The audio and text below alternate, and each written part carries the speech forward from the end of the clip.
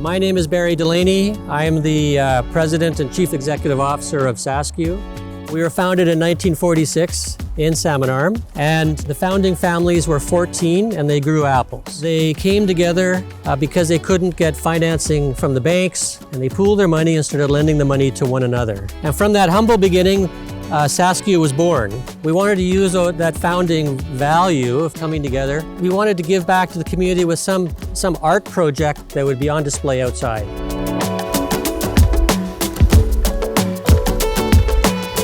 SASCU is an organization that's not only embedded in our individual lives, it's embedded in our communities and has been for 75 years. People helping people. That's the symbol of this project, and I really think it speaks to the heart of SASCU and what has contributed for 75 years. And starting to work with SASCU, they kind of told me about their values and their structure and what they really wanted to say about their 75th legacy. That resonated with me ultimately by putting those community members into the actual artwork. The piece is made of close to 250 to 300 people, members of the SASCU area branches. Recognizing that we're stronger together than on our own. And David has artistically and inspirationally captured this cooperative spirit in this project today.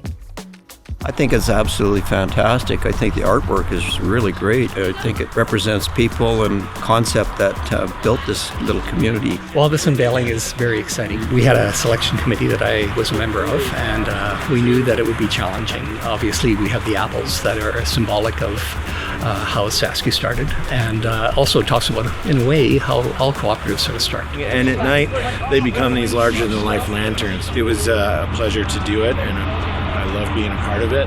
I think the community itself is going to really enjoy this particular feature. The park that we are in is a centerpiece of the community when it comes to celebrating. And most definitely, I think this forms a good representation of SASCU within our community.